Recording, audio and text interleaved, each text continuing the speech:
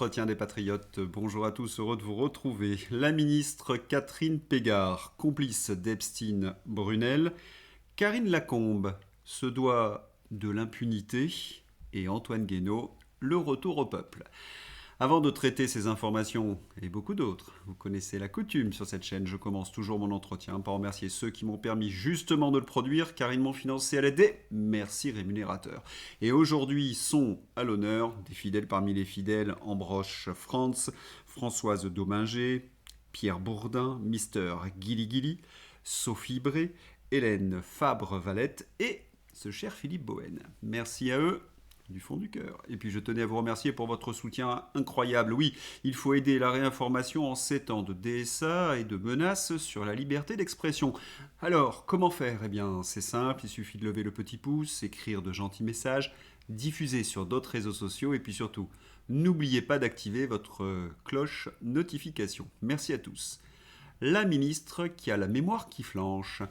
Affaire Epstein, prise en photo avec le prédateur sexuel, la ministre de la Culture Catherine Pégard n'a plus aucun souvenir de ce moment. Mais on la croit, Catherine. Oui, elle reçoit à Versailles le metteur en scène le plus connu, le plus célèbre d'Hollywood, un milliardaire non moins célèbre, la fille d'un ministre, la presse, les petits plats dans les grands, et rien, pas un souvenir. Un début d'Alzheimer, hein, je ne vois pas autre chose. Faut absolument qu'elle consulte la Catherine. Pardon ? Qu'est-ce que vous dites ? Qu'elle nous prend pour des abrutis ? Oui, ça c'est une tradition chez les Macronards, un peu comme Jack Lang. Lui aussi a oublié particulièrement l'argent que lui a donné Jeffrey Epstein. Et vous avez remarqué une chose, Epstein était reçu comme un chef d'État, tous les monuments lui étaient ouverts à privatiser avec cocktail onéreux. Et il avait avec lui toute sa cour. Le criminel Jean-Luc Brunel faisait partie de cette visite très privée du château de Versailles de mars 2013 organisée par Caroline Lang. Alors, Catherine, toujours pas de souvenirs. Brunel Epstein, c'est inoubliable. Il y a de très nombreuses femmes qui s'en souviennent, elles. C'est fou, hein. Quand on les accuse de fréquenter des criminels, hop, trou de mémoire. C'est bien facile. Et pourtant, celle qui dirigeait le château de Versailles, notre ministre donc de la Culture actuelle, avait reçu des messages de Caroline Lang à ce sujet. Je vais appeler la dame qui est la présidente du château de Versailles, notre ministre, pour organiser notre visite et j'essaierai de trouver des idées sympas avant que tu arrives. On comprend mieux avec ce genre de tweet pourquoi Jeffrey lui a versé des millions. Elle écrit « J'essaierai de trouver des idées sympas avant que tu arrives ». Des idées sympas pour Jeffrey ? On a bien compris de quoi il s'agissait. Voilà, Caroline Lang, chargée d'affaires et des plaisirs de Jeffrey, n'est toujours pas en prison. Et pour cause. D'après ce mail, elle ne mettait pas en place que des visites du château de Versailles, mais celle également du palais de l'Élysée. Oui, c'est elle qui était chargée d'organiser la rencontre entre Le Poudré et Jeffrey. Ce message est un vrai sésame d'impunité, si vous voyez ce que je veux dire. Vous êtes assez nombreux à m'écrire « Alors, Trump, oui ou non avec Jeffrey ?» Avant, je vous aurais dit « Non, rien avec Jeffrey ». D'ailleurs, les accusations portées contre Trump étaient fausses, du bidonnage démocrate. Mais aujourd'hui, on a un nouvel élément sur Toxin. Steve Bannon est la figure. Alors même, j'irais même un peu plus loin. On pourrait dire que Steve Bannon a créé la créature politique Donald Trump à travers la campagne de 2016. C'était le directeur de la campagne de Oui. 2016 qui a vu l'élection de Donald Trump contre. Et oui, sur Toxin, Gabriel révèle que l'artisan de la victoire de Donald Trump en 2016 entretenait un flux continu de mails avec Epstein, ce qui interroge sur le vrai rôle de Steve Bannon dans la galaxie populiste et sur la frontière parfois très floue, très ténue entre antisystème et hyper-élite mondialisée. Steve Bannon, que vous voyez en compagnie de Jeffrey Epstein, était bien l'éminence grise de Donald Trump et le correspondant numéro 1 de Jeffrey. Steve Bannon a créé la créature politique Donald Trump à travers la campagne de 2016. C'était le directeur de campagne et l'éminence grise populiste de Trump. On a découvert dans la dernière fournée des Epstein Files qu'il a fait partie des personnalités qui ont le plus échangé avec Jeffrey, près de 2000 mails en 1 an et demi seulement, dans le trio de tête avec Reid Hoffman et Bill Gates, un populiste qui discute quotidiennement avec une pure créature mondialiste. Est-ce que cela suffit à expliquer le fait que Donald Trump a rompu sa promesse, faite à ses électeurs MAGA, de ne pas entrer en guerre contre l'Iran? Je ne peux l'affirmer. Par contre, cela interroge, parce qu'on a vraiment l'impression que Donald Trump est tenu en laisse.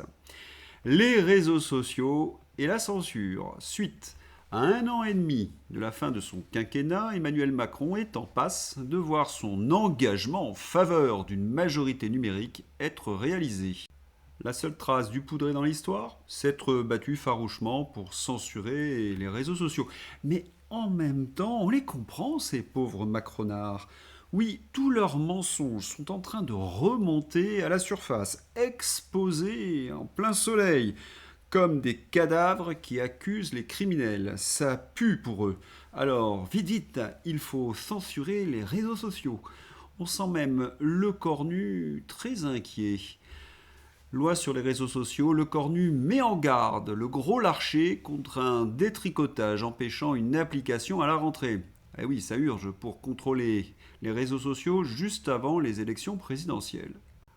Pour bien comprendre que cette loi Miller, censure des réseaux sociaux, est une imposture, écoutons le réquisitoire du sénateur Ravier. Monsieur le Président, Mesdames et Messieurs les ministres, mes chers collègues, depuis qu'il est interdit d'interdire et avec l'évolution des technologies numériques, l'enfant roi est devenu tour à tour enfant tyran et enfant proie. Et c'est un grand péril pour notre pays car les enfants sont évidemment notre avenir.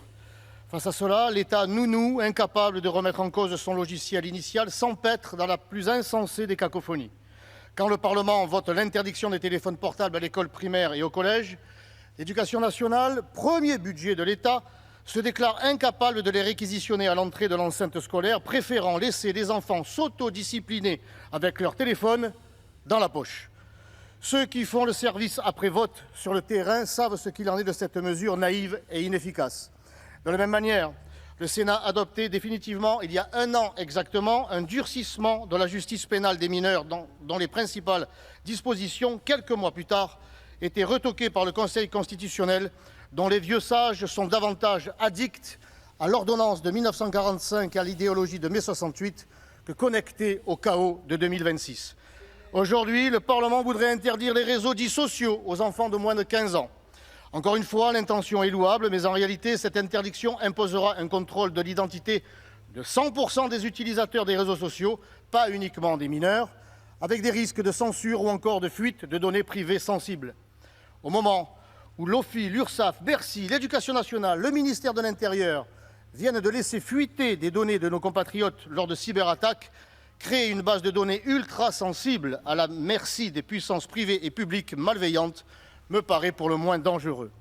Les décideurs politiques doivent élever le débat en cherchant les causes du problème auquel font face nos enfants et en soupesant les conséquences d'une interdiction. Le problème de l'État, c'est de refuser l'autorité. Il n'y a pourtant pas de principe plus nécessaire à l'enfant et à la société. Autorité, dans sa racine latine, signifie augmenter, élever. Hélas, quand il n'y a plus d'autorité, il ne reste plus que l'autoritarisme de l'interdit. L'autorité, ce sont des mesures symboliques, mais aussi des mesures très concrètes dès l'école. Les parents sont les premiers garants de l'autorité. Si ce n'est plus le cas, l'État doit les y aider ou les sanctionner. Car face à l'addiction aux écrans dont nous parlons, le défi est celui de l'éducation à la liberté. C'est un combat culturel et sociétal. Nous ne convaincrons pas les enfants d'ouvrir les écrins de Marcel Pagnol ou d'Alphonse Daudet en interdisant les écrans de Mark Zuckerberg ou de Zhang Yiming. Faire respecter l'interdiction des téléphones portables dans les enceintes des écoles et collèges me paraît déjà un assez grand défi qui devrait être la première des priorités du gouvernement. L'école doit retrouver son caractère de sanctuaire de l'instruction, un temps de privation au service de développement de la personne, un espace de concentration intellectuelle au service de la liberté, servi par une autorité réelle et qui élève. En revanche, je m'opposerai à cette loi qui, au mieux, inapplicable, au pire dangereuse et certainement à côté de l'enjeu. L'avenir de notre pays et de nos enfants mérite mieux que des expédients à courte vue. Oui, il a tout à fait raison. Interdire les réseaux sociaux aux moins de 15 ans imposera un contrôle de l'identité de 100% des utilisateurs des réseaux sociaux. Autre urgence pour ce gouvernement de zombies, censurer les médias d'opposition. CNews est dans le collimateur, le cornu. Propos polémiques visant le maire de Saint-Denis. Dès lors qu'il aura porté plainte, je demanderai au préfet de se constituer partie civile à ses côtés, car une fois de plus, le racisme n'est pas une opinion. J'ai écouté les propos tenus sur CNews. Aucun racisme, je vous en ai parlé. Je suis atterré, en revanche, par les réactions, non pas celles de la France insoumise, si prévisible, mais celles du PS, du centre et du gouvernement, qui se sont opportunément positionnés contre l'extrême droite, entre guillemets, traçant ainsi la ligne qu'ils comptent tenir jusqu'en 2027. Cette accusation leur servira de programme. Les gens épris de vérité et de probité, qu'ils soient de gauche ou de droite, vont vivre des mois très difficiles. Ces menteurs sont capables de tout, et les lâches et les tièdes de se taire. En même temps, c'est un signe de fébrilité. Ils ont fait dans leur culotte, ça se sent, pour essayer de fermer le moindre site d'information qui contredit le discours officiel. Parce que, quand on y réfléchit, quels sont les arguments électoraux de l'extrême centre? Ils n'en ont pas. Ah si, j'oubliais, faire barrière au Rassemblement national et voter Fantomas. Mais quelle indigence, on dirait même une plaisanterie. On comprend mieux pourquoi ils veulent faire taire les réseaux sociaux ou museler la presse d'opposition. Ils n'ont rien à proposer, ils n'ont rien à dire. Et en plus, les cadavres remontent à la surface. Charlotte Dornelas sur les criminels dans le périscolaire à la ville de Paris. Et elle pose donc la question non seulement médiatique, mais surtout d'un service public qui, en l'occurrence, a attendu 6 mois avant de rendre public ce qu'il savait. Donc cette question est légitime, me semble-t-il. Donc oui, les gens ont raison de poser la question de cette responsabilité que vous évoquiez et des autres et de toutes les instances réunies. De nombreux parents ont découvert le scandale du périscolaire parisien lors de la diffusion du reportage de Complément d'enquête en janvier 2026. Sauf que France Télévisions avait les rushs de l'enquête depuis le mois de mai 2025. Ils ont attendu tout ce temps. Et ce gouvernement de macronards qui prétend protéger nos enfants. Misérable. Et à la commission d'enquête sur l'odieux visuel public, Cardoz accuse France Télévisions d'être complice des gens déviants sexuellement. Oui, c'est un véritable système. Très ironique qu'en effet, dans cette maison, il vaut mieux parfois partir avec un beau chèque après avoir eu une affaire qui a fait les gros titres, et y compris des affaires de déviance sexuelle, parce qu'on essaie d'acheter votre silence, et puis ensuite, eh bien, vous êtes... Quelle affaire alors? Quelle affaire, monsieur Non, je ne vais pas donner de détails, mais je veux dire... Attendez, attendez, Enfin, mais attendez, mais vous découvrez le monde de l'industrie ou quoi? Non, mais enfin, monsieur Cardoz, il s'agit de... Monsieur Cardoz, on n'est pas là pour découvrir le monde, on est une commission d'enquête. C'est très sérieux, une commission d'enquête. Vous dénoncez des choses très graves. C'est grave ce que vous êtes en train de nous dire. Oui, on n'est pas au courant, pardon. Ni le rapporteur, ni moi-même, ni les membres de la commission d'enquête ne sont au courant. Mais vous avez la possibilité de demander les comptes de France Télévisions. Non, mais les comptes n'indiquent pas de déviance sexuelle ou de violence sexuelle. Je vais y venir. Moi aussi, je vais essayer d'être précis.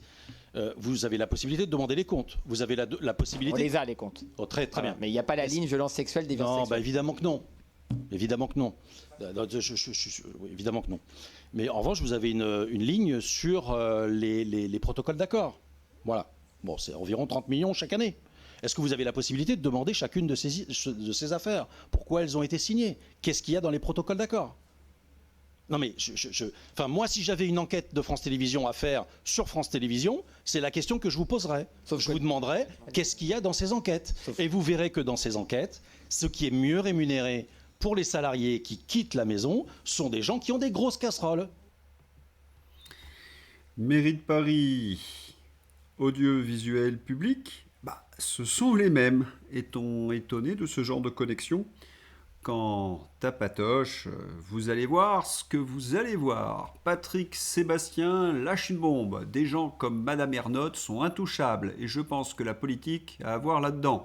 Car en tout cas, jusqu'aux prochaines élections, on a besoin d'elle. Patrick de Carolis confirmera qu'à son époque, Sarkozy avait demandé ma tête. Il ne lui a pas donné. Là, ils l'ont eu. Waouh, les révélations. La Patoche, il nous a épatés. Que du réchauffé à grands coups de moi-je. Oui, Patoche, je vous l'avais annoncé, c'est un dégonflé. Tout le contraire de Charles Laloncle, qui vise la ministre de la Culture. Madame la ministre de la Culture, une commission d'enquête n'a pas vocation à rechercher un quelconque consensus, mais à mettre en lumière les dysfonctionnements afin d'y mettre un terme. Elle n'a pas davantage à faire preuve de discrétion. Il s'agit de l'argent des Français, ils sont en droit d'exiger transparence et responsabilité. Plutôt que de critiquer nos travaux parlementaires sur une antenne du service public, au nom d'une prétendue conception de la démocratie, vous devriez en saluer les révélations. En 5 mois, notre commission a mis au jour des dizaines de dérives graves, atteinte à la neutralité, dépenses somptuaires injustifiables, soupçons d'emplois fictifs, détournement de fonds, prise illégale d'intérêts et mécanismes laissant entrevoir de possibles faits de corruption. Autant de manquements que votre ministère, pourtant chargé de la tutelle de ces entreprises, n'a jamais su ou voulu dénoncer. Un conseil pour votre prise de fonction, Madame la Ministre, protégez la culture française, pas les intérêts d'un système. Mais quelle époque! La ministre qui critique les parlementaires qui mettent à jour la puanteur à France Télévisions. Innommable. Mais qu'attendre d'une ministre qui faisait visiter le château de Versailles à Jeffrey Epstein? Il y a eu de nombreux dossiers dans ces entretiens qui ont été considérés par Rudy et ses petits copains comme des théories du complot. Voyons voir. Tiens, c'est bel ami. Révélation cruciale au Sénat espagnol. 1 an après l'effondrement du système électrique, les échanges paniqués entre les opérateurs qui géraient le réseau ce jour-là sont publiés et démontrent que c'est bien l'oscillation incontrôlable des renouvelables qui a provoqué le blackout. Et dire qu'on avait interrogé à l'époque les meilleurs spécialistes et qui nous avaient expliqué donc cette réalité. Mais c'était une fake news selon la presse aux ordres. Quant à François-Xavier Bellamy, il ferait mieux de ne plus voter pour Pustula et ses petits copains escrologistes. Autre théorie du complot qui devient réalité. Costume sur mesure, chauffeur, la Cour des comptes épingle les dépenses démesurées de la métropole de Paris lors des Jeux Olympiques. Et Anne Hidalgo est rattrapée par la justice pour l'attribution d'un marché public. À la demande du parquet national financier, la mairie de Paris a été perquisitionnée ce mardi pour un contrat suspect d'1,5 million d'euros passé en 2025. C'est quoi la différence entre la droite et la gauche? La droite, c'est quand le canard enchaîné sort une affaire 1 mois avant une élection pour que le parquet national financier te perquisitionne immédiatement. La gauche, c'est 1 semaine après l'élection. Dans ces entretiens, j'ai dénoncé la corruption au sein du conseil municipal socialiste de la ville de Paris. Pendant les municipales, rien dans la presse. Non, ça sort 1 semaine après l'élection. Écœurant. Les médecins de plateau devant l'ordre des médecins. Dignité et saine colère. Ce qui s'est passé ne serait jamais arrivé si les médecins influents, Télétoubib et compagnie, Académie de médecine, avaient joué leur rôle de gardiens du vivant, au lieu d'être les otages de la mafia pharmaceutique. Ils ne faisaient pas les fiers, ces médecins de plateau. Quant à Karine Latombe, son geste résume ce qu'elle est. Qui sera étonné? Personne. J'appelle cela l'arrogance de l'impunité. Elle fait des ravages. Oui, interpellée par un syndicat de professionnels de santé sur les victimes des pshoots anti-Covid, Karine Lacombe a fait un doigt en guise de réponse. Et bien entendu, pas d'écho sur les plateaux de télévision sur le rôle de ces médecins propagandistes. Les drapeaux font réagir. Valérie Hayé. Dans un geste pseudo-patriotique, les nouveaux maires Rassemblement National retirent les drapeaux européens et ukrainiens des frontons de leur mairie. Ils s'opposent à l'Union européenne et veulent mettre fin à la contribution française. Un véritable Frexit qui ne dit pas son nom. Lorsqu'on brûle des drapeaux français dans nos banlieues, la Macronie ne bronche pas. Mais lorsqu'on touche aux drapeaux européens, c'est la levée en masse. On s'étonnera qu'ils ne défendent plus la France. Et les sbires de la Macronie font mieux. Le maire Rassemblement national de Cagnes-sur-Mer, Brian Masson, a été rappelé à l'ordre par le préfet des Alpes-Maritimes, Laurent Autiot, après avoir retiré le drapeau de l'Union européenne du fronton de sa mairie. Rappelé à l'ordre de quoi, monsieur le préfet? On va lui rafraîchir la mémoire. 55%, c'est non. Et maintenant, la chronique que vous attendez tous, celle d'Antoine Guénaud. Salut les patriotes. Un vent d'inquiétude souffle sur les rédactions du Politiquement Correct. Un éditorial du Monde daté du 3 mars 2026 nous alerte. L'élection présidentielle de 2027 pourrait devenir un référendum pour ou contre l'Union européenne. L'horreur. Donc, le peuple voudrait récupérer sa souveraineté et sa voix. Ce serait terrible qu'un référendum ait lieu. Le mot référendum est utilisé comme un repoussoir ici.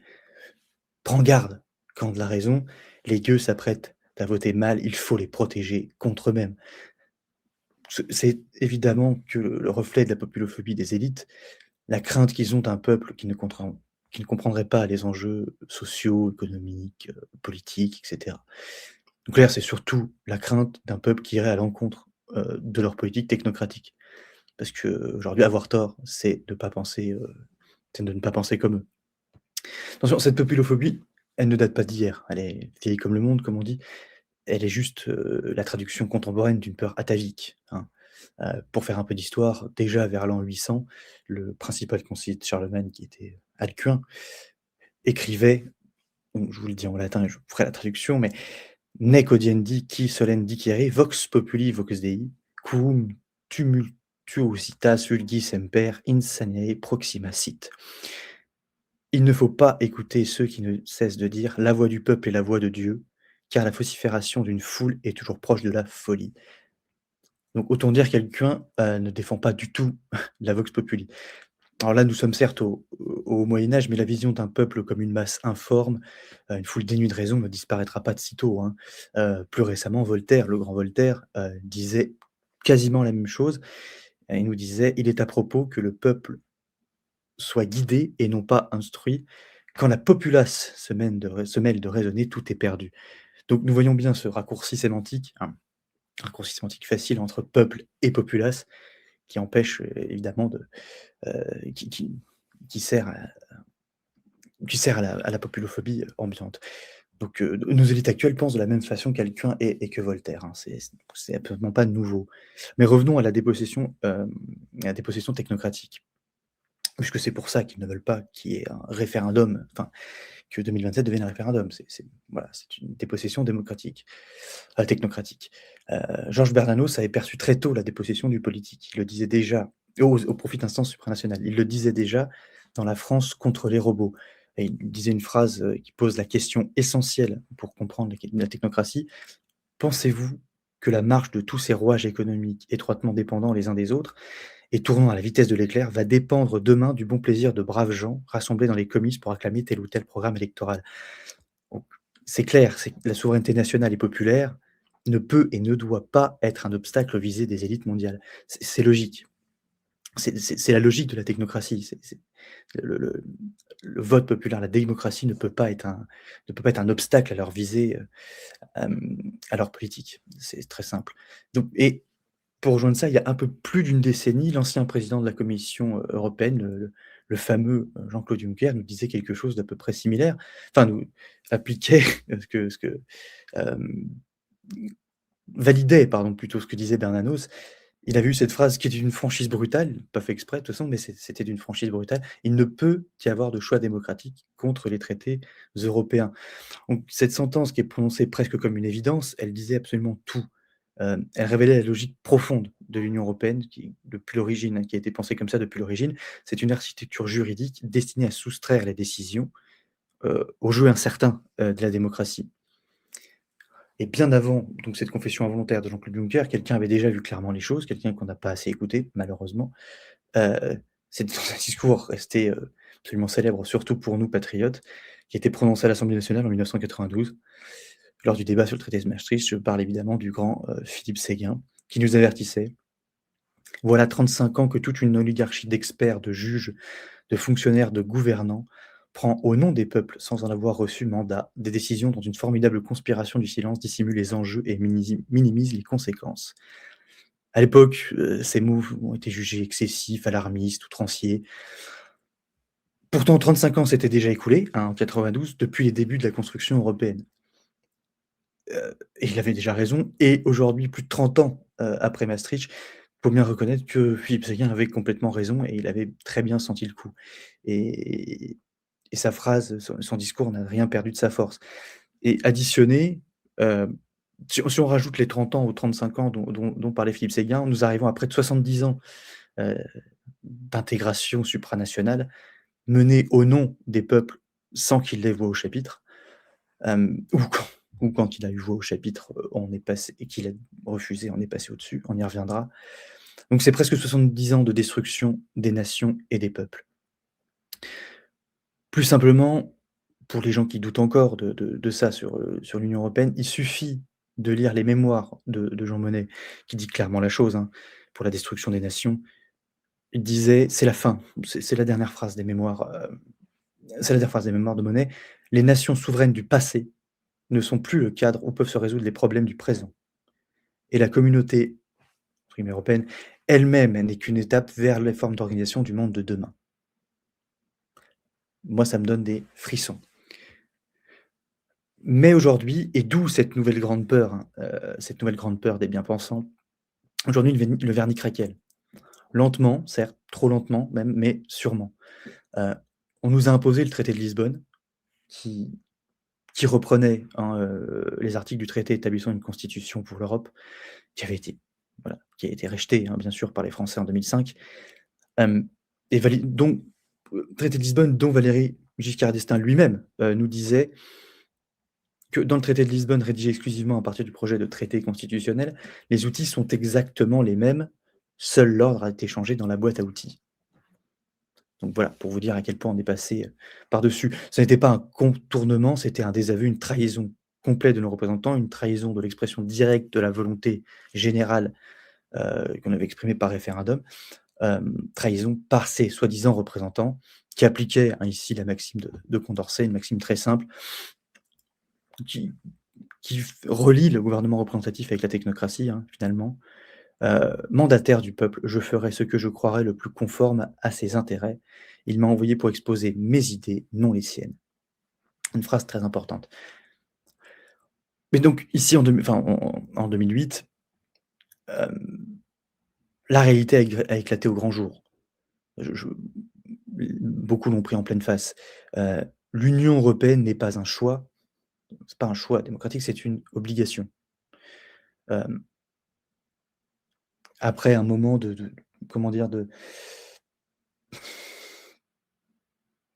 d'acceptation, de résignation peut-être, je ne sais. Aujourd'hui, le peuple se réveille. Le Mercosur a réveillé une plaie qui est profonde. 2008 a certainement créé une sorte d'abattement, ce qui est complètement normal. Aujourd'hui, le Mercosur réveille une plaie profonde. Et l'Union européenne continue sa course folle, hein, malgré toutes les révoltes qu'il y a pu y avoir, c'est terrible, mais l'Union européenne continue sa course folle malgré tout ça. Un accord de libre-échange avec l'Australie, qui finira d'achever nos agriculteurs français. Pour nous Français, l'enquête de la Commission européenne sur les aides d'État accordées à EDF pour la construction des EPR2, qui pointe évidemment notre aliénation, si on ne le savait pas encore, qui pointe notre aliénation en matière de souveraineté énergétique qui est doublement primordiale pour nos ménages, bien sûr, et primordiale pour notre souveraineté industrielle. Tout ça pour dire que les Français sont vent debout contre l'Union européenne. On le voit de plus en plus, d'où cette grande peur, hein, d'où cette grande peur des bien-pensants. C'est pour ça que cet édito ne sort pas du 3 mars 2026, ne sort pas par hasard. Hein, c'est une peur qu'ils ont de plus en plus. Les Français sont vraiment de plus en plus vent debout. La tempête souffle tellement que même Bruno Le Maire, oui Bruno Le Maire, l'opportuniste en chef, le tombeur de ces dames, le tombeur de l'économie russe, est en train de devenir eurosceptique, voire souverainiste. Attention, affaire à suivre. Mais voilà, pour vous dire à quel point notre cause devient très, très importante. Le seul problème, c'est qu'il n'y a pas encore d'offre politique alternative pour l'incarner, mais ça arrivera. Ce que ne comprennent pas ou feignent de ne pas comprendre, ces bien-pensants, hem, dont les élites du monde, c'est que la véritable anomalie démocratique, c'est pas que 2027 devienne un référendum sur l'Union européenne, c'est pas que les Français puissent voter sur l'Union européenne. La véritable anomalie, l'anomalie, c'est d'avoir longtemps cru qu'ils ne le feraient plus, qu'ils ne voteraient plus sur l'Union européenne. C'est ça la véritable anomalie démocratique. Si la présidentielle de 2027 devient un référendum sur la souveraineté, ce ne sera pas une dérive, bien au contraire. Heu, le vote retrouvera tout son sens, justement. On retrouvera notre souveraineté. Et ce serait une excellente nouvelle si ça pouvait être ça, mais il faut, encore une fois, que notre cause ait une incarnation. On y reviendra certainement dans une chronique plus tard, mais et je pense que c'est bien ça qui inquiète, aujourd'hui les bien-pensants. C'est non pas que l'Union européenne soit contestée, puisqu'elle a toujours été plus ou moins, c'est que cette contestation devienne enfin une force politique qui est capable de les balayer. Et vraiment, il y a une force politique, il y a une grosse tempête, une grosse force politique qui est en train d'arriver, une grosse contestation qui est vraiment en train de se former et qu'il faudra incarner. Et je pense que vraiment les bien-pensants en ont très, très peur. Et n'oublions jamais, hein, le principe des élites et des bien-pensants, n'oublions jamais le principe exprimé par Rivarol dans son journal politique national des États généraux de la Révolution de 1789. Maxime que les élites ont fait leur, hein. Il y a 2 vérités qu'il ne faut jamais séparer, que la souveraineté réside dans le peuple, que le peuple ne doit jamais l'exercer. La vraie grande peur des bien-pensants, finalement, c'est pas la fin de l'Union européenne. La véritable grande peur des bien-pensants, c'est le retour de la souveraineté nationale et populaire, et elle arrivera. Alors réjouissons-nous de leur peur. Réjouissons-nous de leur peur, c'est parce que ça veut dire que notre cause avance. Donc nous sommes bientôt, il faut continuer d'espérer. La flamme de l'espérance ne doit pas s'éteindre et ne s'éteindra pas. Voilà, c'est la fin de ma chronique, j'espère qu'elle vous aura plu. À la prochaine. Merci infiniment Antoine, formidable, et on les aura.